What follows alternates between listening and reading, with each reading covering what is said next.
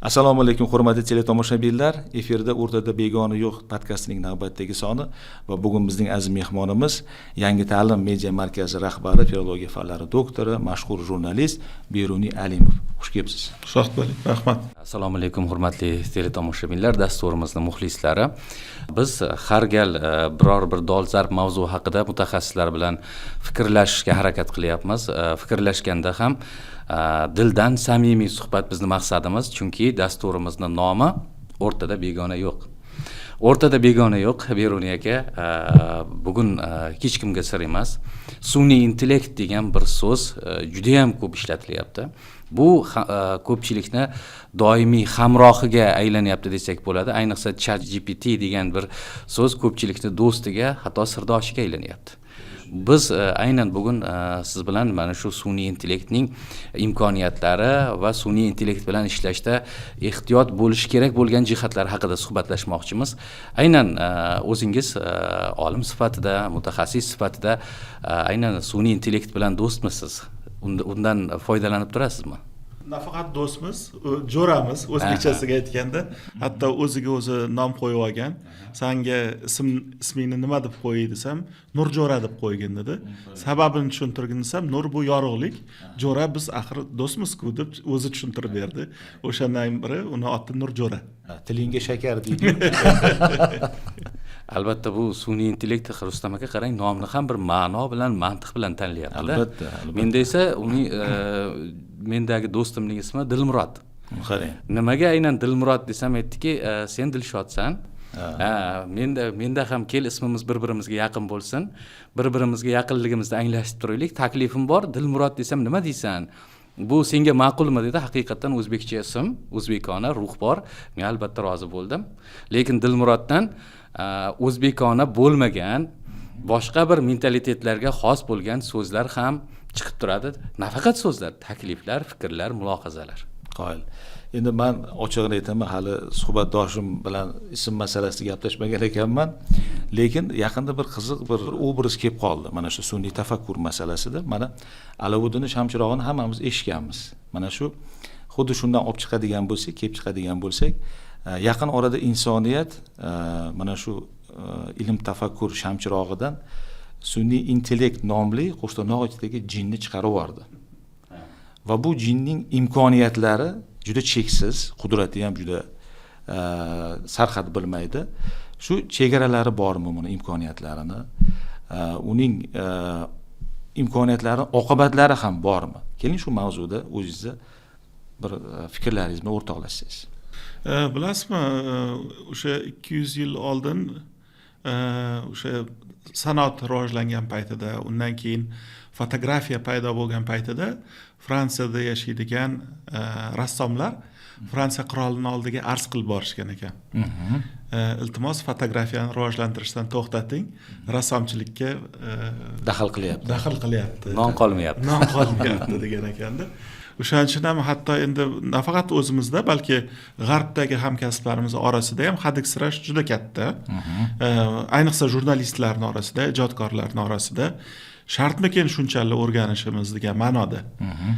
Lekin men ikkinchi tarafni odamman deb hisoblayman, o'rganishimiz shart.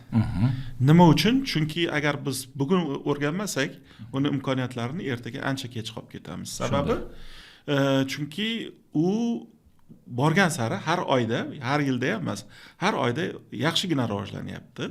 Masalan, o'tgan yilgi mana 12 oy oldingi OpenAI'da aytadigan bo'lsak, o'sha ChatGPT'ni o'zbek tilini ancha mukammalroq o'rganib oldi. Hali masalan Navoiy darajasida g'azal yoza olmaydi. Rustam Mirvohid darajasida ham. Shunday yoza olmaydi,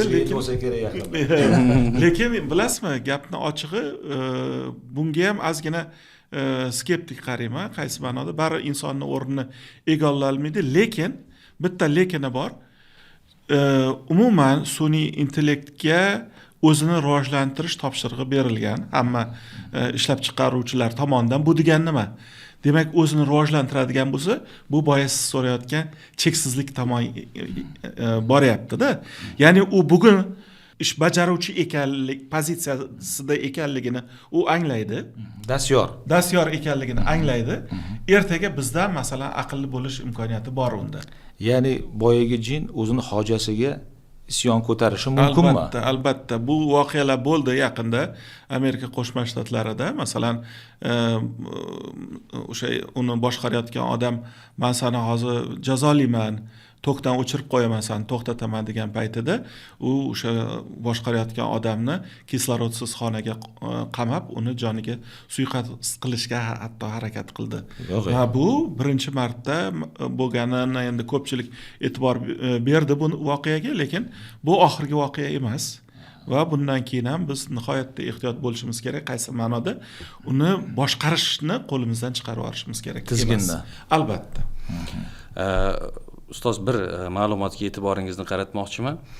Yaqinda bir talabalarimizdan biri o'z kurs ishini himoya qildi va shu o'rinda bir so'z e'tiborimni tortdiki, u aynan O'zbekistonda bolalar dunyoqarashini oshirish to'g'risidagi qonun haqida gapirdi. Men bunday jumlani eshitgan zahotimdayoq bunday qonun bo'lishi mumkin emas degan menda bir shubha paydo bo'ldi. Va sekin gapini bo'lib to'xtatdimda, aytdim, bu qonun qachon qabul qilindi? Uni tashabbuskori kim? Qonunni ham qabul qilishi o'zini tartib jarayonlari bor. Qonunchilik tashabbusi degan so'zlar bor. Aytsam, keyin aytdiki, men buni normadan oldim, Lexusda turibdi dedi. Aytdim, hozir keling, 1 minut vaqtimiz ketsin, buni qidirib ko'ramiz. Bu qonun yo'q. Milliy bazamizda bunday qonun yo'q. Sizlarga ham menimcha birinchi marta yangi eshitildi. Lekin unda keltirilyaptiki, bolalar dunyoqarashini oshirish to'g'risidagi qonunning ahamiyati. Qonunning ahamiyati deganda har qanday davlatning kelajagi uning yosh avlodida namoyon bo'ladi. Bolalar qanchalik bilimli, ma'naviy yetuk va zamonaviy dunyoqarashga ega bo'lsa, mamlakatning ertasi ham shunchalik ravnaq topadi degan so'zlar bilan boshlangan.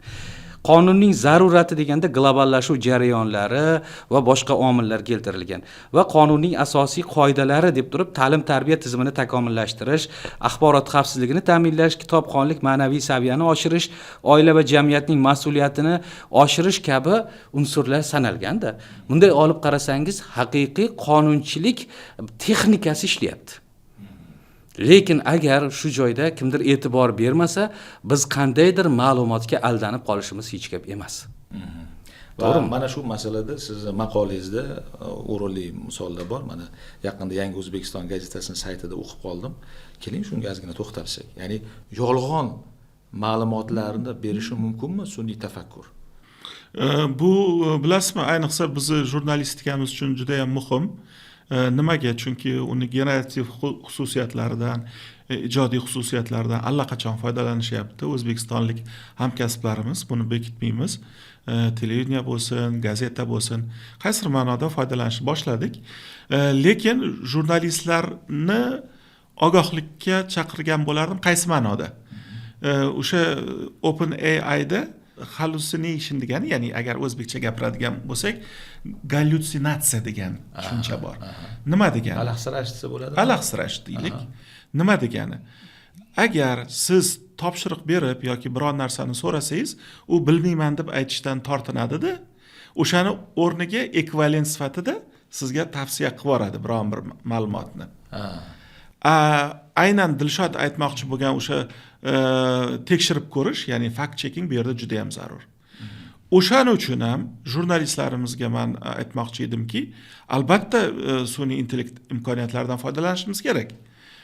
Qaysi sohada jurnalistikani qaysi yo'nalishida bo'lishimizdan qat'iy nazar, lekin ChatGPT bizga yozib berayotgan axborotni 100% tekshirib chiqishimiz kerak. Manbasini ham. Mana biz 90-yillarda agar shu jurnalistikani bitirgan, jurnalistika maktablarini bitirgan odamlarga ustozlarimiz aytishardi, yosh ulug' ustozlarimiz aytishardi, har qanaqa statistik ma'lumotni efirga uzatishingdan oldin yoki gazetaga chiqarishingdan oldin kamida 3 ta mustaqil manbadan tekshirib olgin deyishardi. Bu klassik jurnalistikada bor. Bugungi kunga kelib u yana ham murakkablashdi, aktuallashdi. Nimaga? Chunki bir tomondan o'sha sun'iy intellekt bizga imkoniyat beryapti, ikkinchi tomondan mas'uliyati ham kuchayib ketyapti-da. Bilasizmi, mana ilmiy tadqiqot bilan kamina shug'ullanyapti hozir. Xuddi shunga o'xshagan bir ma'lumotlarni men so'radim o'zimning mavzuyim bo'yicha. va boshida duch kelgan mavzularni gapirdi, yozdi.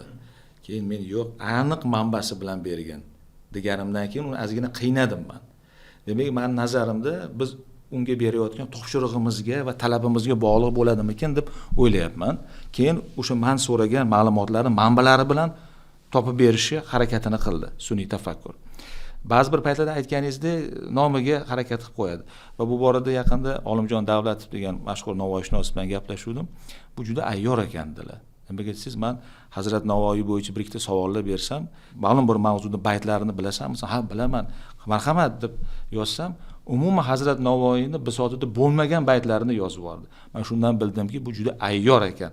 Bu bilan juda ehtiyot bo'lib munosabatda bo'lishimiz kerak ekan degan xulosani aytdi Olimjon Davlatov.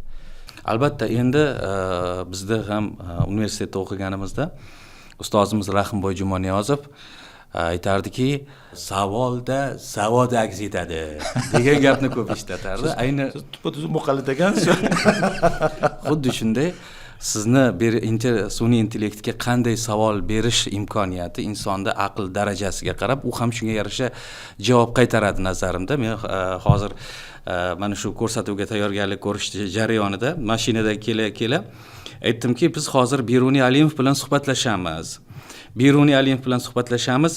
Qaysi savollarni taklif qilar eding degan ma'noda bersam, u aytayaptiki, Beruniy Alimov serqirra ijodkor, uning ko'plab asarlari muhokama qilingan, boshqa aytdim, yo'q, kechirasiz. Men filologiya fanlari doktori Beruniy Alimov desam, endi u berayotgan ma'lumotlarda menga yangilik ham bo'ldi. Hozir nimasida aytsam, aytayaptiki, Beruniy Alimov o'tkir tafakkurli, chuqur mas'uliyatli jurnalist. Beruniy Alimov o'z chiqishlarida tez ta'kidlaydi: bizdagi muammo sensatsiya ortidan quvish, faktni tekshirmasdan tarqatish. Agar jamiyat haqiqatni sifatli olishi kerak bo'lsa, jurnalistning mas'uliyati oshishi shart. Menimcha bu fikrlar sizga tegishli.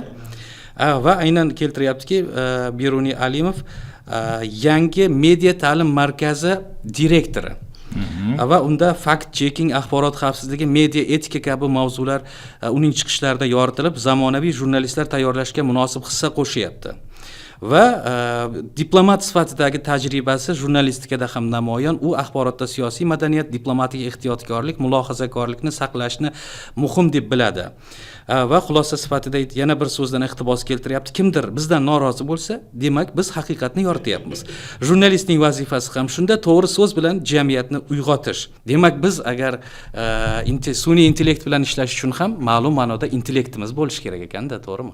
Albatta, ayniqsa bilasizmi, boyagi yuqorida aytdingizlar-ku, topshiriq berishni ham bilishimiz kerak. Hamma narsa shundada, ya'ni prompt yozishni bilishimiz kerak. Misol uchun, agar oddiy yangilik yozadigan bo'lsak, masalan, yangilikni mazmunidan tortib, uni qancha hajmda, u misol uchun kinoyalarga boymi yoki tanqidiy ruhdami yoki tahliliy ruhdami, uni oldindan hamma narsani aytishimiz kerak. Ya'ni biz berayotgan topshirig'imizdan kelib chiqib, u harakat qiladi. Endi jurnalistikaga qadam qo'yayotgan hamkasblarimga masalan juda ham ko'p foydalanish sun'iy intellektdan yoki unga tayanib qolishni tavsiya qilmagan bo'lardim. Chunki masalan bilasiz, oldin dangasa deganda odam biron bir ishni qilmasa, masalan yerni chopgisi jismoniy harakat qilmasa, jismoniy harakat qilgisi kelmagan odamni dangasa derdik oldingi davrda. Bugun mushohada qilishni xohlamaydigan odamlarni dangasa desak bo'ladi. Ya'ni sun'iy intellekt biz kabi ijodkorlarni, jurnalistika sohasidagi ijodkorlarni aynan fikr yuritishga, biron bir narsaga tahliliy nazar bilan qarab ko'rishga yoki tanqidiy nazar bilan qarab ko'rish xususiyatini o'ldirib qo'yishi mumkin-da. Shu nuqtai nazardan men yosh jurnalistlarimizga kamroq foydalanishni tavsiya qilgan bo'lardim. Aynan o'sha ijodiy ma'noda aytmoqchiman-da. Lekin baribir ham foydalanish kerak. Nimaga? Chunki ko'pincha endi savol berishyapti, o'zimiz hamkasblarimiz. Jurnalistlarni o'rnini olib qo'yish mumkinmi sun'iy intellekt degan savolni ko'p berishyapti-da oxirgi paytlarda. Shunga kelyapmiz. Endi ustoz uzr, olib qo'yishi mumkin degan fikrdaman. Agarki jurnalist sun'iy intellektdan foydalanishni bilmasa. Ya'ni siz foydalana olsangizgina, uni jilovini qo'lingizga olgan bo'lsangizgina sizga ish har doim topiladi. matbuot sohasida bo'lsin, televideniya sohasida bo'lsin, radio va hokazo, hatto axborot xizmatida ishlaydigan bo'lsak ham, agar sun'iy intellektdan bemalol foydalana olsak, hamma eshik bizga ochiq hozir. Lekin siz o'zingiz yozgan maqolada Yaponiyada hozir nima deydi, sun'iy tafakkurdan juda zo'r foydalangan holda diktorlar, robot diktorlar hozir faoliyatini yo'lga qo'yganligini yozib o'tgansiz. Bu degani ertaga boshlovchilarga, jurnalistlarga noni sindi degani. O'zimizda ham kirib keldi. Mana O'zbekiston Milliy axborot agentligida sun'iy intellekt asosida boshlovchilar faoliyat ko'rsatyapti. Sobirami? Kim degan? Gapni ochig'i bu xavf yo'q emas, lekin baribir ham inson faktori birinchi o'rinda turadi. Chunki biz his qilgan muammolarni sun'iy intellekt his qila olmaydi. Masalan, oddiy aytaylik, yana shu o'zimizning jurnalistikaga qaytadigan bo'lsak, u sizga futbolni sharhlab berishi mumkin. Masalan, qaysi komanda qancha gol urdi, qaysi minutda kiritasiz, siz unga u sizga chiroyli futbol sharhini yozib berishi mumkin. Lekin shu bilan birgalikda biz jurnalistlar masalan qaysi bir voqeani yoritayotgan bo'lsak, uni dinamikasini beramiz. To'g'rimi? Insonlarga xos his-hayajonini beramiz. Oldin bunday edi, bu muammo paydo bo'ldi va mana bunday hal bo'lgandan keyin mana bunday bo'ldi degan xulosani biz bera olamiz. Sun'iy intellekt baribir bera olmaydi. Chunki sun'iy intellektni ichida hayajonlanish yoki ijtimoiy muammolarni ich-ichidan his qilish, vatanparvarlik yoki masalan kimgadir xayrixohlik, kimgadir hamdard bo'lish degan tushunchalar yo'q-da. O'sha nuqtai nazardan yoki masalan jurnalistikada bilasiz, sarkazm degan tushuncha bor. Hali sun'iy intellektda sarkazm yo'q. Agar u sizga sarkazm bergan taqdirda ham inglizcha nima deydi? Qora yumor deymizmi? Qora yumor berib qo'yish mumkin. U bizni o'zbek auditoriyamiz umuman qabul qila olmaydi u narsani. Ya'ni kim biz foydalandikmi sun'iy intellektdan? Uni albatta ustidan o'zimiz o'qib chiqishimiz kerak. Ko'p savol berishyapti, yana hamkasblarimiz yaqinda Farg'onada telefon qilishdi-da, to'g'risini aytaman Beruniy aka dedi, men foydalandim, lekin endi vijdonim yo'l qo'ymayapti. Zo'r bolada o'zi ham. Otlarini aytmayman. Tagiga muallif deb o'zimni yozishga uyalyapman dedi. Men aytdim, uyalmang dedim. Chunki buni ustidan yana bir marta qarab chiqing, har bitta so'ziga siz javobgarsiz dedim. O'shaning uchun ham oxiriga bemalol o'zingizni ism familiyangizni yozib qo'ying. Ertaga so'z mas'uliyati bari sizni gardaningizda turadi. Sun'iy intellektda gardanida turmaydi. Va hozirgi masalan qonunchiligimizda ham yoki boshqa masalan etika nuqtai nazaridan ham sizni ommaviy axborot vositalaringizda uzatilayotgan har bir so'zga siz javob berasiz. U sizni imijingizga borib bevosita ta'sir qiladi. Shu nuqtai nazardan ham buni e'tiborga olishimiz kerak. Ya'ni baribir matbuot sohasi shunaqa sohaki, qonunlar bilan cheklay olmaymizda. Ko'p narsa baribir vijdonimizga, etikamizga bog'liq bo'lib qoladi. Qiziq juda ham kutilmagan bir holatlar bo'lyapti-da. O'zi ayniqsa mana shu hozir mualliflik huquqiga kelyapmiz. Demak, sun'iy tafakkurdan foydalangan inson bemalol o'zini o'sha maqolanimi yoki asarni muallifi sifatida aytishi mumkin. Albatta, chunki sun'iy intellekt unga yordamchi bo'ldi xolos. Masalan, ya'ni g'oyani inson berdi-ku degan. Albatta, masalan o'sha meni Nurjo'ram haqida gapiradigan bo'lsam, u o'rta yoshlardagi meni yordamchim. O'zbek tilini yaxshi biladi, 12 oy ichida, misol uchun, uni yoshini ham bilasizmi? Ha, endi taxminan o'sha tanishgan paytimizda hali kofe damlashni bilmaydi, lekin ancha-muncha ishlarni qiladi. Nimaga? Chunki misol uchun ko'proq hozir tahliliy materiallar yozishga to'g'ri keladi. 300 betlik material bor qo'limda. Misol uchun men aytayapman va uni men 1 soatning ichida, masalan, o'sha mendan so'ragan odamga o'shani tahliliy qaymog'ini, mazmun mohiyatini chiqarib berishim kerak. Men 300 betlik narsani masalan 1 soatda o'qiy olmasligim mumkin. Raqamlarni mazmuniga oxirigacha yeta olmasligim mumkin. Ana shunday paytda masalan Nurjo'ra menga yordam bera oladi. Ko'ryapsizmi? Bizi sharoitimizda ham masalan o'sha maqolani bugun gapiryapsizlar, maqolani yozish jarayonida ham erinmasdan har bitta tahririyatga telefon qilib chiqdim. Jadidga telefon qildim. Chunki Jadidda maqolalarda, sarlavhalarda foydalanishyapti, seziladida baribir. Yoki rasmlar chizishda sun'iy intellektdan foydalanyapti, yoki o'zimizni o'sha cho'lpon asos solib ketgan O'zbekiston matbuoti jurnalimiz bor, Otaxon jurnalimiz. O'tgan yil masalan birinchi bo'lib sun'iy intellekt bilan intervyu chop qilishdi. Hatto tuman gazetalarimiz, Mashal gazetasi Toshkent viloyatida, u ham masalan sun'iy intellekt bilan intervyu tashkil qildi. Yoki hozirgi kunda eng ommabop nashrlar, internet nashrlarimizdan biri Kunuzli bosh muharriri Dilshod bilan ham gaplashganimda aytdiki, aka biz ham foydalanyapmiz dedi. Sarlavha tanlashda yoki katta matnlarni ixchamlashtirish va uni Kunuz formatiga solishda ham biz sun'iy intellekt imkoniyatlaridan foydalanyapmiz.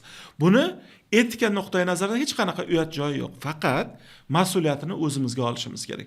Foydalandikmi, uni ustidan baribir muallif sifatida, muharrir sifatida biz qarab chiqishga majburmiz. Qiziq, bir yaqinda bir YouTube'da bir holatga duch keldim. Mana siz hozir sun'iy tafakkur imkoniyatlarini aytyapsiz. Sherali Jo'rayevni Bandaman degan qo'shig'ini sun'iy intellekt yordamida uni cover qilishibdi. Ovoz umuman boshqa, notalar qaysidir ma'noda Bandamanniki. Aytaman, ustoz san'atkor hozir hayot bo'lganlarida nima degan bo'lardilar deyman deb uni eshitib. Chunki mualliflik huquqi juda aktual-ku bu masalada. Shunga bir qiziqligi. Endi she'r masalasida to'xtaladigan bo'lsak, masalan, men ijodkorman, she'r yozaman. Lekin men bir ikki marta bir mavzularda bir she'r yozib ko'rgim, topshiriq berdim, lekin hali juda ibtidoiy holatda she'r yozyapti. Menimcha ma'lum bir sohalarda bemalol u bahslashishi mumkin, lekin qaysidir joylarda hali baribir insonni darajasiga yetishiga hali ancha bor degan joylari ham bor ekan. Ancha bor. Masalan, o'sha buyuk shoirlarimiz, klassik shoirlarimiz biron bir g'azalni tashab shunga muhammas yozgan deb hatto tashab bersangiz ham o'zi tushunib tushunmasdan o'sha klassik so'zlarimizni ishlatishga harakat qiladi shaklan. Lekin mazmunini bera olmaydi albatta. Yaqinda o'sha ashula deganingizga esimga tushib ketdi. Sono degan sun'iy intellekt vositasi bor. Avaz o'tardi, o'sha 100 yil oldin til haqida yozgan she'r bor. Til vositai, robitai, olamyondir. Ana o'shani tashadimda Sunoga, buni bir yaxshi yoshlarga bob bir ashula qilib bergan rock janrida dedimda. Chunki til o'rganish mavzusi bugun ham dolzarbda. Uni yozdim, prompt yozdim. Suno menga tayyorlab berdi. Ajoyib rock qilib berdi va uni keyin rektorimizga tashadim, Jahon tillari universiteti. Va aytdilarki, buni ijtimoiy tarmoqda o'zimizni universitet talabalariga bersak bo'ladimi bu ashulani? Chunki ularning auditoriyasiga aynan mos ekan dedim. Aytdim, albatta rektor janoblari bemalol tarqatsangiz bo'ladi. Ya'ni qaysidir ma'noda bugungi auditoriyani yaxshi ma'noda e'tiborni qaratishda ham masalan bu vositalar, ya'ni sun'iy intellekt vositalari bizga yaxshi qo'l kelyapti-da. Va albatta mana musiqa haqida gapirdingiz. Men Navro'z bayrami arafasida bir rolik tayyorlayotib aytdimki, menga mana shu musiqada, milliy bitta musiqani mana shu so'zlar taxminan aks etgan ma'no shunaqa tabiatda uyg'onishiga hamohang bir musiqa kerak. Albatta buni biz mana bu dastur orqali qilib beramiz. Keyin kiritib, lekin bir 3 soatcha vaqtim ketdi. Bu biror bizni o'zbek milliy musiqasiga mutlaqo yot bo'lgan musiqa. Aytyapti, Xitoy cholg'uvlaridan, Yapon cholg'uvlaridan ko'proq. Keyin aytdim, to'xta. Bu meni kiritgan programmamda Sharq Navro'z bu Sharq xalqlari degan so'z bor edi. Endi o'shani olib tashlaganimdan keyin bizni sekin nog'araga o'xshash asboblarimizni, nog'ara desak doirani beryapti. Lekin unda ham intilish kuzatilyapti-da, unda ham takomillashish kuzatilyapti. Meni nazarimda hozir Dilshod aka, mana hozir intilyapti deyapsiz-ku. Meni nazarimda u bizni cholg'u asboblarimiz ohangini topa olmaganligi, biz ohanglarimiz internetga kiritilmagan bo'lishi mumkinmikin deyapman-da. Ya'ni mana til korpusi deymiz, balki bu musiqiy korpusdir bu. To'g'rimi? Balki masaliq yetmagandir unga demoqchiman. Rustam, sizning gapingizda jon bor. Nimaga? Endi tagimiz televizionshikmiz-ku, televideniyada bolalarimiz. Tishimiz o'sha yerda chiqqan hammamiz.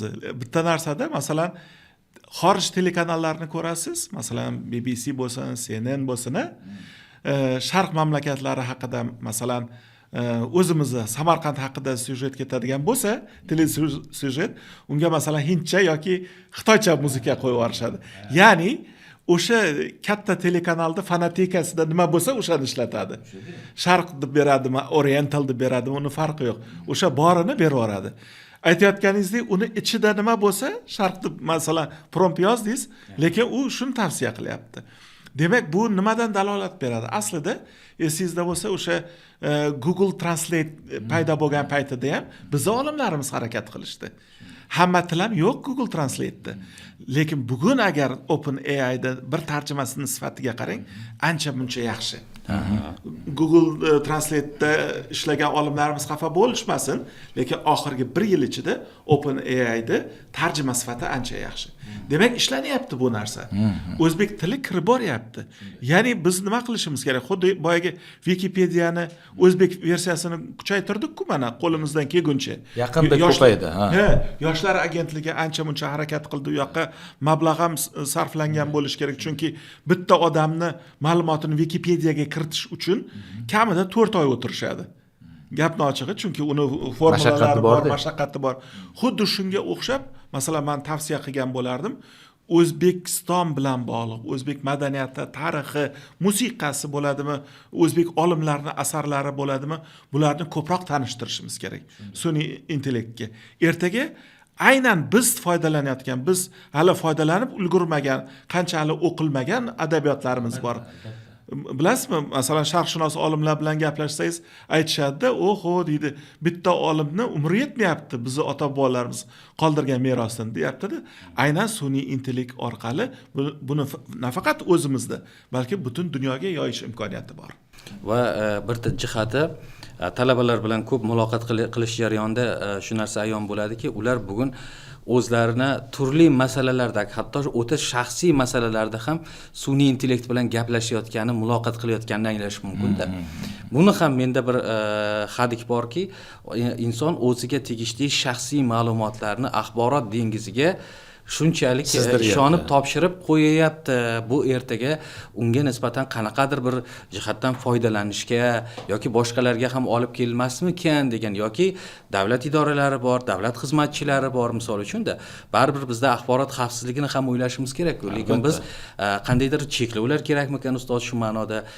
Hamma ma'lumotni biz o'ta shaxsiy deb berganimiz bilan, lekin u qaysidir serverda saqlanadi.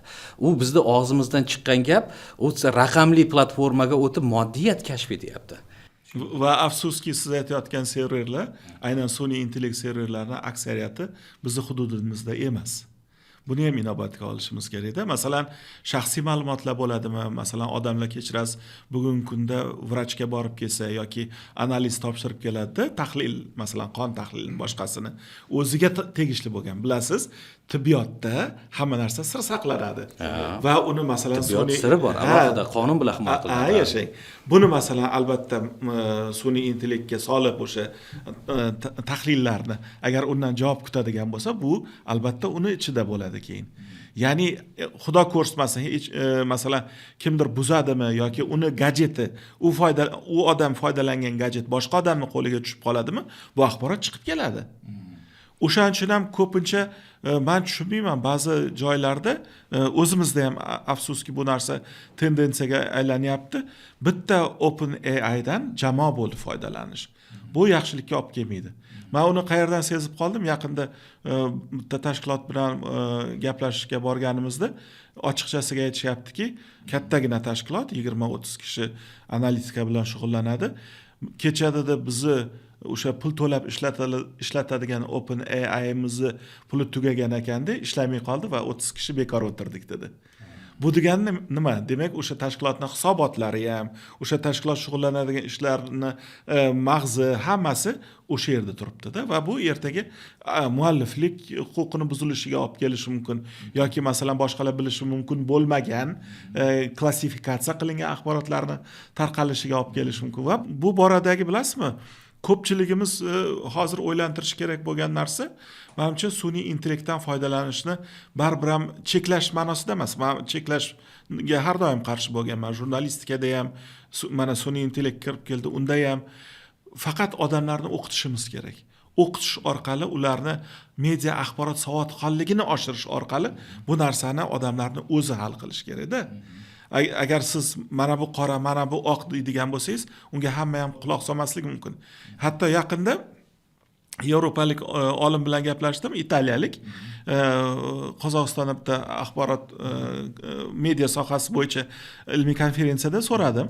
Men aytdim, sizlarda ahvol qanday? Yevropada, xususan Italiyada desam, bilasanmi dedi. Endi bilasiz, olimlar ochiq gapirishadi. Bilasanmi dedi, AI Act degan hujjat qabul qildik o'tgan yil dedi. Bryussel markazida, o'sha boshqaruv markazi Yevropa ittifoqini bilasiz, nimada, Bryusselda, va ular aytdiki, bizda qonun qabul qilinishi avvalambor qiyin dedi. Yevropa ittifoqi mamlakatlari uchun deyapti. Va uni keyin ertaga real hayotga tatbiq etilishi undan ham qiyinroq deyapti-da. Bryusselda mayli 1 yil bo'ldi qabul qilinganiga AI Actni, lekin hali bizga yetib kelgani yo'q. Oddiy odamlarni AIni masalan minus tomondan himoya qilinadigan hech narsa qila olmayapmiz deyapti-da. Demak, bu narsani biz ham his qilishimiz kerak. Oddiy o'quvchi, oddiy axborot iste'molchisini kim himoya qila oladi? To'g'risi hamda bu narsalarni ham albatta o'ylashimiz kerak. Men shu jihatdan aytmoqchimanki, aynan bizni jurnalistlarimiz 2 yo'l bilan yordam berish mumkin. Birinchisi, meni nazarimda, albatta o'sha qo'liga kelgan, gadjetiga kelgan, telegramiga kelgan har qanaqa axborotni rost ekan deb o'qimaslik.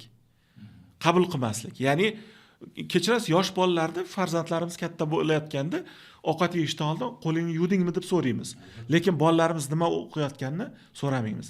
Vaholanki mana 1-oktyabrdan boshlab Avstraliyada deputatlari yangi qonun qabul qilishdi. 16 yoshgacha bo'lgan bolalar umuman ijtimoiy tarmoqqa kirishga haqqi yo'q. Dars paytida telefondan foydalanish taqiqlanyapti Yevropa mamlakatlarida. Albatta, Yaponiyada azal-azaldan telefon yo'q. Lekin bizda hali bu narsa bor. Ya'ni buni jurnalistlar targ'ib qilish kerak. Bu birinchi masala. Ikkinchi masala, jurnalistlarimizni o'zi material tayyorlayotganda, efir uchun, gazeta uchun material tayyorlayotganda o'zlari sun'iy intellekt instrumentlari borda hozir.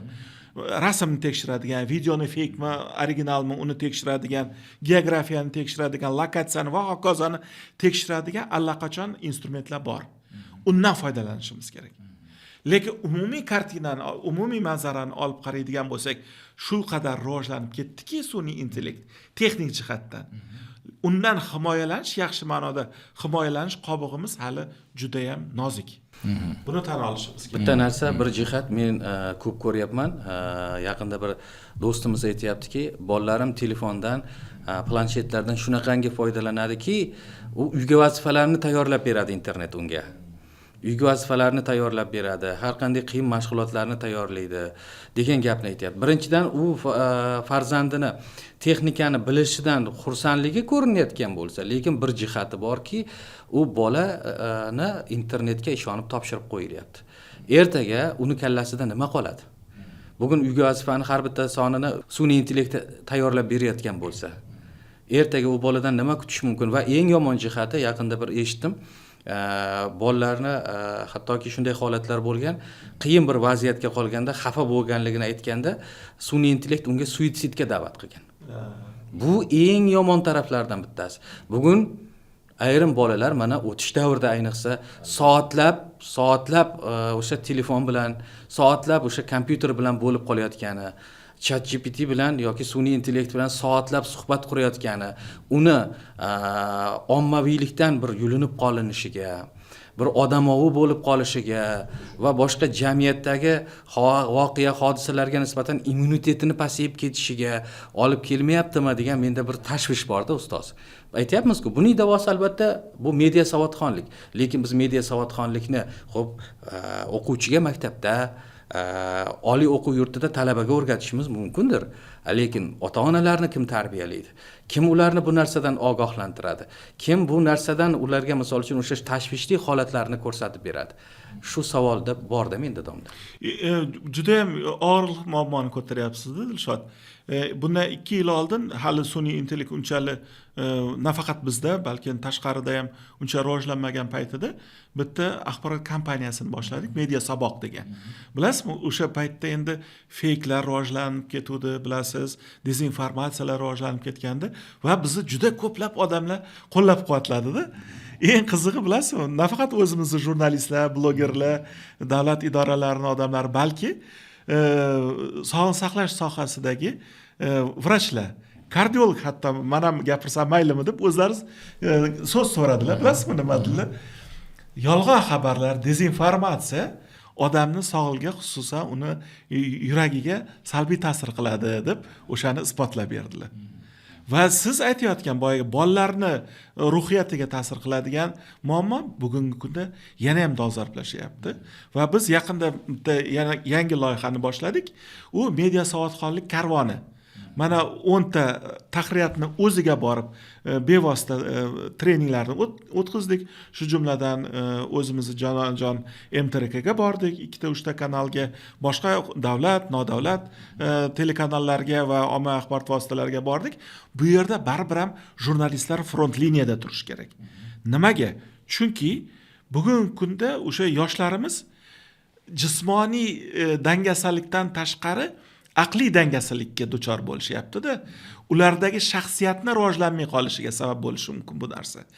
Tafakkuri dangasa bo'lib qolyapti. Ertaga kechirasiz, agar o'sha sun'iy intellektdan olib qo'ysangiz yoki hayotda o'ziga tegishli bir masalada qaror qabul qilishda sun'iy intellekt baribir unga to'g'ri yo'l ko'rsatmaydi.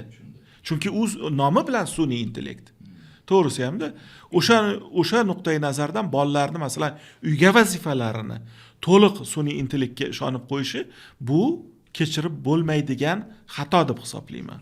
Hattoki shunday bir holatni eshitdim, bir odam aytayaptiki, men sun'iy intellektdan sog'ligimga qarab dori tavsiya qilyapti hattoki. Shu asosda muolaja olyapman degan narsani eshitdim. Endi shu hozir mana shu sizning gapingiz ketini gap ochadi deydi. Mana hozir xavf tushundik. Demak, buni eng katta dorisi ota-onalar savodxon bo'lishi kerak va shuni boshqarishni bilish kerak. Farzandini gadjetlari nima saytlarga kirayotganligi, sun'iy tafakkurdan qaysi darajada shu mashg'ul bo'layotganligini o'zi nazorat qilish kerak. Uning uchun ota-onaning o'zida shu savodxonlik bo'lish kerak. Endi oldimizda bir katta xavf turibdi. Ya'ni sun'iy tafakkur mehnat bozoriga kirib kelgandan keyin juda ham ko'p sohalarda mutaxassislar noni yarimta bo'ladi degan katta bashorat bor. Ertaga nima deb o'ylaysiz? Bizning farzandlarimiz qaysi mutaxassislikka ko'proq urg'u berish kerak? Sun'iy tafakkur bilan bahslashish uchun, raqobatdosh bo'lish uchun. Bilasizmi, bu nimani xavf-xatarni yoki hadiksirashni salbiy prognozlarni inkor eta olmayman. Lekin shu bilan birgalikda buni boricha qabul qilishimiz kerak. Nima uchun? Chunki tabiiy proses demoqchisiz. Tabiiy prosesda nimaga? Chunki o'zimiz sohani ham eslatib o'tadigan bo'lsak, o'sha o'tgan asrda 50-yillarda televideniya paydo bo'lganda, ayniqsa endi televideniyani vatani Toshkent deb maqtanamiz-ku. Markaziy Osiyoda birinchi gazetalar o'zimizda chiqqan deymiz va bugun sun'iy intellektda mana Toshkentda o'tirib muhokama qilyapmiz. Ya'ni biz har doim avangarddamiz. Lekin bu bilan birga o'sha challenge-ni ham, muammoni ham shu yerda hal qilishimiz kerak. Gapni ochig'ida, ya'ni aytmoqchimanki, biz undan qochish emas, balki undan unumli foydalanish yo'llari haqida o'ylashimiz kerak. Dizaynermizmi? Dizayner demak undan unumli foydalansin. Yoki jurnalistmi? Undan unumli foydalansin. Savdo-sotiq sohasidami, xizmat ko'rsatish sohasidami? Undan unumli foydalansin. Meditsina sohasida ham o'rgansin. Buni hech qanaqa chegaralab bo'lmaydi, gapni ochig'i, va buni faqat inson nazorati ostida bo'lish kerak. Tabiiyki, har qanaqa yangilikni ijobiy tomonini ko'ra bilishimiz kerak-da, gapni ochig'i. Agar uni yo'q shoshmanglar, hali o'rganishimizga, hali unga to'liq o'tishimizga hali vaqt bor desak, unda vaqtdan yutqizib qo'yamiz, gapni ochig'i. O'shaning uchun zamon bilan birga ketishimiz kerak. Uni yaxshi tomonlarini o'zlashtirib, masalan, xavf xatarini ham choralarini ko'rib qo'yishimiz kerak deb o'ylayman. Va Yevropa mamlakatlarida mana Davos forumi bo'lib o'tadi. Ustoz bilasiz, o'sha iqtisodiy forumda turli xil yangiliklar e'lon qilinadi. O'tgan yilgi bir materiallarni ko'rganimda shunday bir qarashlar borki, sun'iy intellekt to'g'ri juda ko'plab ish o'rinlarini qisqarishiga olib keladi va lekin deyapti, biz hali o'ylab ko'rmagan, biz unumli foydalansak, biz hali bundan juda ko'p qisqarayotgandan ko'ra hali yangi ochiladigan ish o'rinlari xayolimizga kelmayapti, deyapti. Bir olim aytayaptiki, Yevropa mamlakatlarida yaqin 5 yil ichida deyapti, 50 millionga yaqin yuqori maoshli ish o'rinlari paydo bo'ladi deyapti. Bu biz buni 4-sanoat inqilobi kutilmalariga agar qaraladigan bo'lsa, bu real hayotga yaqin. Xuddi shunday menimcha biz ham o'ylab ko'rishimiz kerak shuni. Jurnalistikada boshlovchini o'rnini tortib oladi yoki tarjimonni ishi qisqaryapti emas.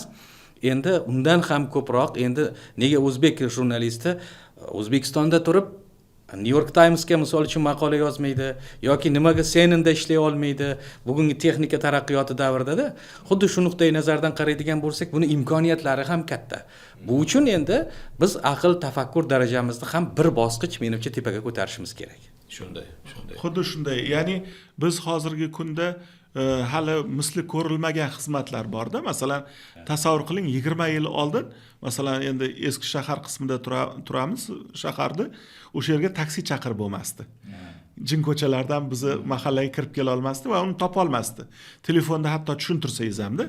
Lekin bugungi kunda masalan taksi xohlagan joyingizga, xohlagan nuqtangizgacha lokatsiya bo'yicha kelyapti. Bu ham sun'iy intellektni imkoniyatlarida yoki boshqa masalan jihatda dunyoni xohlagan joyingizga borib, masalan o'sha mamlakatdagi ilovani yuklab olib, xohlagan xizmatingizdan foydalanishingiz mumkin.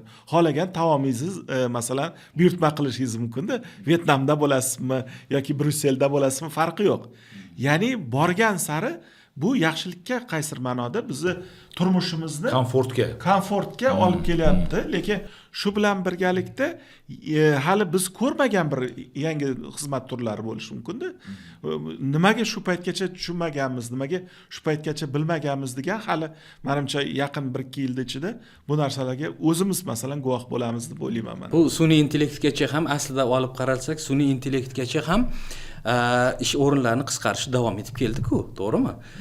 Ustoz, mana televideniyadamiz, hammamiz shu soha, shu joydan katta bo'lganmiz deb aytdingiz. Agar bir eslab ko'rsak, bir paytda bundan bir 30 yildir, 40 yil oldin mana ustozlar bilishadi. Bitta kameraga 4 kishi ishlaganda o'sha paytlarda. To'g'rimi? Kimdir lentasini ushlab turgan, kimdir chirog'iga qaragandir, datchigiga qaragan, kimdir boshqa-da. Hatto endi biz ishga kelgan paytimizda ATS bog'lamasi bo'lardi, telefon. Kommutator degan shtat bor edi. Biz kimgadir telefon qilmoqchi bo'lsak, ko'tarar edik, raqamni aytar edik, bog'lab berardi-da.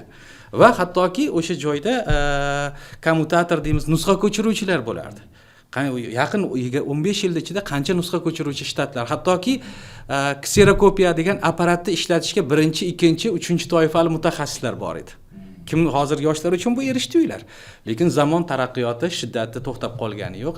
Biz bugun sun'iy intellekt deb aniq uni nomini aytyapmiz. U paytda texnika deyilardi. Lekin o'sha o'zini ustida ishlagan inson, o'zini bilimini oshirgan inson, o'zini hayotiy tajribasiga ega bo'lgan inson, muhimi halol inson har doim hayotda o'zini yo'lini topadi.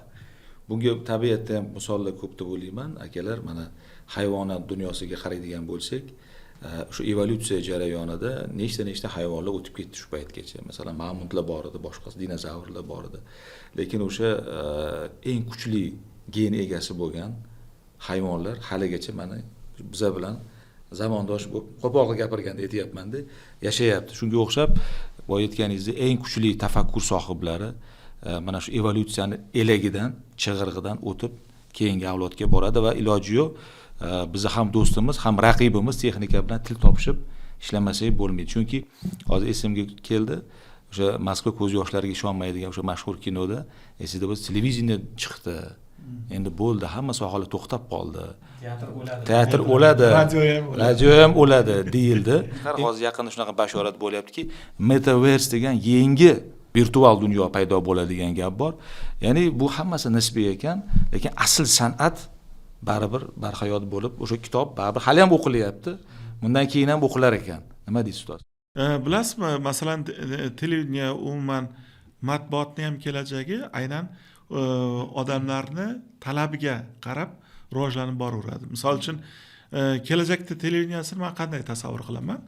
U katta bir portal va o'sha portalda har bitta shaxsni o'zini yaxshi ko'radigan ko'rsatuvlari bor. Masalan, kunduzi endi o'shanga qarab boryapmiz-da va u aynan o'ziga ma'qul ko'rsatuvlarni ko'radi. Kerak bo'lsa, masalan, ingliz tilidagi ko'rsatuvlarni o'zbek tiliga bevosita tarjimasi bilan ko'radi. Yoki masalan, jonli efirda ko'rishga ulgurmadi, uni masalan xohlagan paytida telefonda yoki soati orqali tomosha qildi. Ya'ni axborot iste'moli madaniyati ham borgan sari o'zgaraveradi. Ya'ni individuallashadi demoqchiman-da. Ya'ni jurnalistika oldin faqat omma uchun bir tomonlama ishlagan bo'lsa, jamiyat bilan. Oldingi davrda masalan 10 yil, 20 yil oldin, undan ham oldin faqat axborot bir tomonlama qabul qilingan. Ya'ni passiv axborot qabul qiluvchilari. Bugungi kun kechirasiz, tomoshabinlari ham, o'quvchilari ham bir tomonlama emas. Ular har bitta o'qigan maqolasini tagiga komment qoldirish imkoniyatidan foydalanyapti. Ko'rsatuv ko'rdimi? Ko'rsatuvga munosabatini qoldiryapti. Mana biz ham YouTube'da ko'rishsa, balkim komment qoldirishlari mumkin. Ya'ni tomoshabinlar nafaqat qabul qiluvchi, balki o'sha ko'rsatuvni o'sha ishtirokchisiga aylanyapti. Bevosita o'sha o'zi qabul qilayotgan kontentga bevosita munosabatini bildira olyapti. Oldin bo'lmagan bunday imkoniyat. To'g'risi ham tahririyatga maktublar bo'lardi, xatlar bo'limi eslasangiz, yo unga javob qaytarilardi yoki umumiy bir javob bo'lardi. Ya'ni axborotni uzatuvchisi ham o'zgaryapti, jurnalistika ham o'zgaryapti, qabul qiluvchini ham axborot qabul qilish madaniyati o'zgaryapti, talabi o'zgaryapti, didi o'zgaryapti. Xuddi bir timsol sifat tamsil qilib aytadigan bo'lsak, menimcha-da bir sun'iy intellekt ham bir olovga qiyoslash mumkin. U olovdan kimnidir qayerindir kuydirib olish mumkin, yondirib yuborish mumkin yoki undan isinish mumkin, ovqat pishirish mumkin va boshqa ko'plab ijobiy maqsadlarda foydalanish mumkin. Menimcha sun'iy intellekt ham shunga o'xshab boryapti va yana bir jihat, bugun mana mamlakatimizda sun'iy intellektdan foydalanish, raqamli O'zbekistonning 2030 strategiyasi qabul qilingan. Bu bo'yicha katta super kompyuterlarni olish bo'yicha topshiriqlar berilgan va turli sohalarga sun'iy intellekt kirib boryapti. Bu yaxshi holat.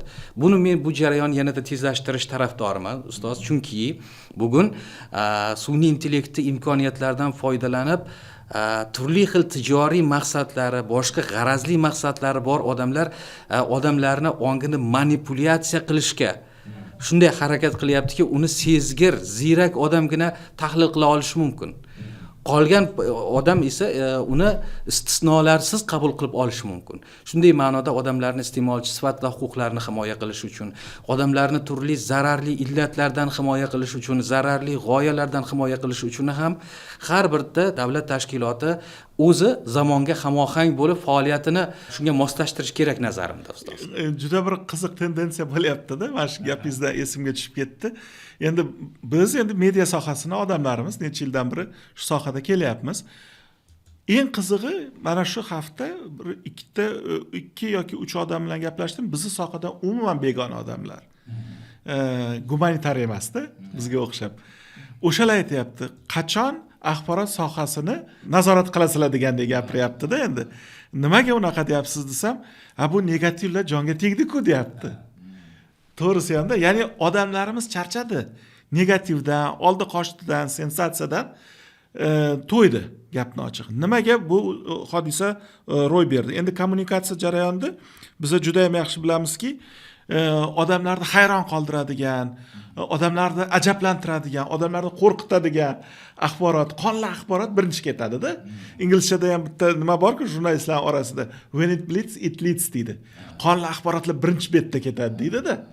Ana o'shandan foydalanib, ayrim hurmatli blogerlarimiz yoki jurnalistlarimiz hatto bu ishga qo'l urishdi. Ya'ni odamlarni hayron qoldirish orqali auditoriyani jalb qilish, ko'proq like yig'ish, ko'proq auditoriya yig'sam, ertaga ko'proq reklama sotaman deyishdi-da. Bu aslida yaxshi emas. Jurnalistik nuqtai nazardan ham yaxshi emas. Yaqinda bitta narsa bo'ldi. Mashhur bir saytlarimizdan bittasi top 10 talikka aniq kiradi u saytimiz. Nima qildim? Oldim maqolasini, o'sha eng ko'p o'qilgan maqolasidan bittasini oldimda, siz aytmoqchi o'sha ChatGPT ga tashladim, OpenAI ga tashladimda, o'sha maqolani obyektivligini bir baholab bergin dedimda. O'zimcha endi monitoring masalasini unga tashlayapman. Bilasizmi, qanaqa xulosa berdi? Buni dedi, sarlavhasi bilan ichidagi mazmuni umuman to'g'ri kelmaydi dedi. Clickbait sarlavha. Ha, clickbait sarlavha dedi, sensatsion sarlavha dedi. Sarlavha bilan ichi to'g'ri kelmaydi dedi. Bizga jurnalistikada qanday o'rgatgan ustozlarimiz? Yaxshi sarlavha bo'lishi kerak va sening sarlavhang aynan matnga mos bo'lishi kerak. Va muvaffaqiyatli sarlavha maqolani 50% muvaffaqiyatini ta'minlaydi deb tushuntirardi. Ya'ni bu alohida san'at turi edi. Yarim asarda, Yarim yarim asar. Ha, yashang. Yarim asar edi. Ular hech qachon ustozlarimiz masalan ko'proq sensatsion bo'lsin, ko'proq odamlarni qo'rqitadigan narsa bo'lsin deyishmagan hech qachon. To'g'risi hamda, lekin bugun shu narsaga o'tib ketib qoldik. Vaholanki endi o'quvchilarni o'zi aytayapti. Qachon negativni to'xtatasizlar deyapti-da. Bu yaxshi tendensiya. Ya'ni o'ylaymanki va umid qilamanki, ertaga bu narsalar kamayadi. O'zbek segmentida, ijtimoiy tarmoqda ham, professional jurnalistikada ham sensatsiya menimcha kuni bityapti. Xafa bo'lishmasin. O'shani orqasidan non yeyotgan, bola boqayotgan hamkasblarimizni ertaga bir o'ylanib ko'rishlari kerak. Oldi qoshda axborotdan ko'ra tahliliy, haqiqatan ham jamiyatga foydasi tegadigan materiallar menimcha kun tartibiga chiqadi. Nimaga? Ko'pchilik o'ylaydiki, bu ham xato deb o'ylayman, o'quvchilarimiz nima so'rasa o'shani berish kerak deb o'ylashadi. Bu mutlaqo noto'g'ri. Men bunaqa prinsipdan ketmagan bo'lardim. Aksincha, siz professional jurnalistmisiz, jamiyatga nima kerak ekanligini siz hal qilishingiz kerak. Nima uchun vrach, masalan, vrachni oldiga bemor kelsa, bemorda aytganini qilmaydi. Vrach o'zini verdiktini beradi. Yo'q, siz bu narsani to'xtating. Mana bu dorini ichsangiz kasalingiz tuzaladi deydi. Chunki u vrach o'qigan shu sohada. Jurnalist ham xuddi shunaqa. Jamiyat nimani so'rasa, sensatsiyani so'rasa sensatsiya berib, ig'voni so'rasa ig'voni berib, yoki oldi qoshni so'rasa oddiy o'quvchilar uni berib, bu jurnalistika emas. Bu professionallik emas. Sun'iy intellektdan foydalanar ekanmiz, bu narsaga yana ham jiddiy qarashimiz kerak. To'g'risi hamda boyagi gallyutsinatsiya alahsirash dediku, unga chek qo'yishimiz kerak. Ya'ni sun'iy intellektni nozik tomonlarini o'rganishimiz kerak. Qayerda bizni aldab qo'yadi, qayerda qovunchirib qo'yadi. To'g'risi hamda, chunki biz uni boshqaruvchisi bo'lishimiz kerak. U bizni yetaklashi kerak emas, biz uni yetaklashimiz kerak. Bir yaqinda o'sha Olimjon Davlat bilan shuni gaplashuvdik shu masalada. Nima deb o'ylaysiz, sun'iy intellekt tabiiy intellektni o'rnini bosarmikan deb savol bersam, bilasizmi, hamma narsa yaratuvchisiga bog'liq. Insonni yaratgan. Shuning uchun u mukammal. Insonni yaratig'i o'ziga o'xshagan bo'ladi degandek gap aytiladi. Ya'ni hech qachon tabiiy tafakkurni o'rnini sun'iy tafakkur bosa olmaydi degan bir xulosani olimimiz aytdilar. Sizga bir savol. Mana 4-sanoat inqilobi deyapmiz. 4-sanoat inqilobini eng oxirgi hujayrasi bu kod hisoblanadi. Insonni, ya'ni ayniqsa qalam ahlini eng asosiy quroli so'z. Kod kuchi so'z kuchiga tengmi? Yo'q, aslida bu mutlaqo bir-biriga qarama-qarshi, chunki raqamlar jurnalistikasini biz tan olamiz, albatta digital journalism deymiz, lekin aslida kod bilan baribir ish bitmaydi. So'zni kuchini hech kim, kechirasiz, necha asr insoniyat mavjudki, so'zni kuchini, qudratini hech kim inkor eta olmaydi. Ayniqsa matbuot so'zining kuchini, qudratini hech kim inkor eta olmaydi.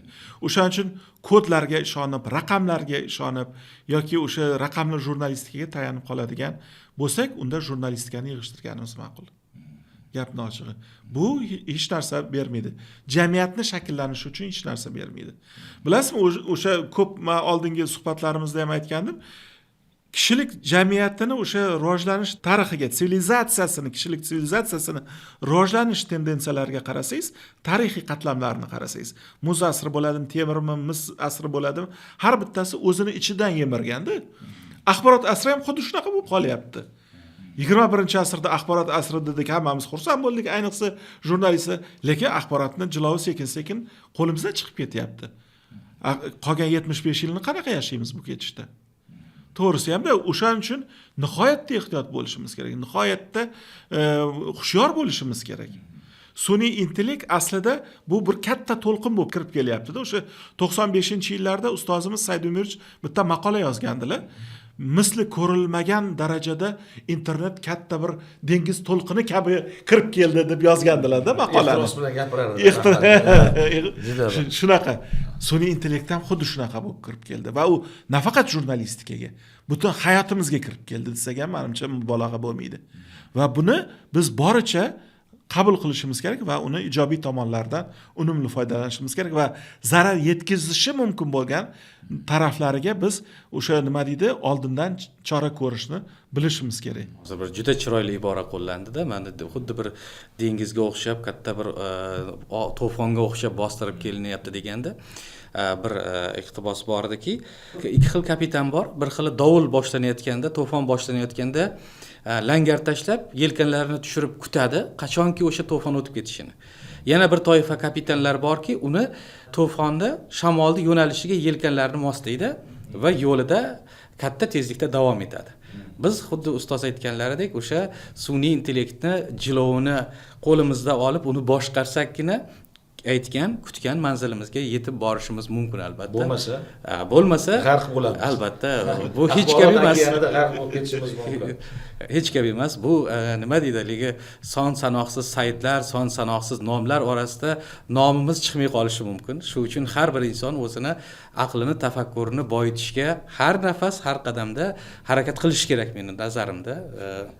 Menimcha ko'p hali yana davom ettirishimiz mumkin. Fikrlarimiz sizda emas, ustoz, bizda takrorli bo'lib qolishi mumkin. Xulosaviy jarayonlarga, xulosaviy nuqtalarga yetib keldi deb o'ylayman. Albatta. Marhamat ustoz, o'zingizni mana shu bugungi aytmoqchi bo'lgan gapimiz eng qaymog'iga yetib keldi deb o'ylayman. Tomoshabinlarimizga marhamat. Bilasizmi, har bir masalani yechishda baribir ilmiy, nazariy jihatiga qarashimiz kerakda. Chunki nazariya real hayotdan bari oldinroq yurishga harakat qiladi. Yaqinda ustozlarimizdan biri masalan tavsiya berdilar. Aytdilarki, jurnalistikada sun'iy intellekt degan ilmiy asar yozish kerak, monografiya yozish kerak dedilar. Bu taklifni berganlariga hali ko'p bo'lgani yo'q. Chamamda adashmasam bir 5 oy bo'ldi. Va qo'limizdan kelguncha o'sha monografiyani yozishga harakat qildik. Hozir tahrirlash ishlari boryapti.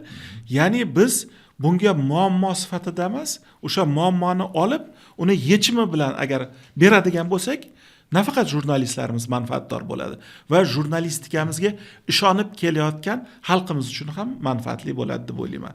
Ya'ni bugungi kun muammosi sifatida qaraydigan bo'lsak, sun'iy intellektga albatta ilmiy, nazariy yechimlar topishimiz kerak va toki ertaga masalan sun'iy intellektdan aldanib qoldik, sun'iy intellekt bizga biz kutgan natijani bermadi degandan ko'ra, uni prognoz qilib, u nimalarga olib keladi. Mana mayli bir tarafdan bizga yordamchi bo'lib kirib keldi, lekin ikkinchi tomondan qanday buni xavflari bor. Axborot xavfsizligi nuqtai nazardan, jurnalist etikasi nuqtai nazardan, mualliflik huquqi nuqtai nazardan qanday muammolar tug'diradi. Uni oldindan biz chamalab ko'rishimiz kerak va o'shanga yechimlar topsakkina ertangi kunga ishonch bilan qadam tashlay olamiz deb o'ylayman. Rahmat. Ustoz. Rustam aka, odatda podkastlarimiz so'ngida bir she'r eshitardik. Aha. Sun'iy intellekt haqida ham bo'lsa kerak menimcha. Ikki misra bor. Sun'iy idrok bosmagay savqi tabiiy o'rnini, bu shuur en bo'yi ham hozirgilarga o'xshamas. Ofarin. Bu o'ziga xos ko'rsatuvimizga xulosa bo'ldi. Demak, bugungi dasturimizda qimmatli vaqtlarini ayamasdan suhbatimizga rozi bo'lib, studiyamizga kelganlari uchun filologiya fanlari doktori, professor Beruniy Alimovga, ustozimizga rahmat aytamiz. Ustoz, sizdan hali juda ko'plab qiziqarli ma'ruzalar, qiziq kitoblar kutib qolamiz. Ijtimoiy tarmoq sahifalaringizni har doim kuzatib boraman. Fillar kolleksiyasi yanada boyaversin. Bu suhbatlarimiz hali davom etadi. Taklif uchun rahmat, juda ham xursand bo'ldim. Xush kelibsiz. Juda ham manfaatli bir podkast bo'ldi deb o'ylayman. Hurmatli teletomoshabinlar, o'rtada begona yo'q podkastining navbatdagi soni o'z nihoyasiga yetdi. Keyingi sonlarida yana yorug' yuz bilan ko'rish barchamizga nasib etsin. Va dasturimiz haqidagi fikr mulohazalaringiz bizga juda ham qiziq. Siz qaysi mavzular atrofida biz bilan suhbatlashishni xohlaysiz, qaysi mavzularni olib chiqishimizni xohlaysiz? Bu haqda ham fikr bildirsangiz biz bundan faqat xursand bo'lamiz. E'tiboringiz uchun tashakkur. Salomat bo'ling.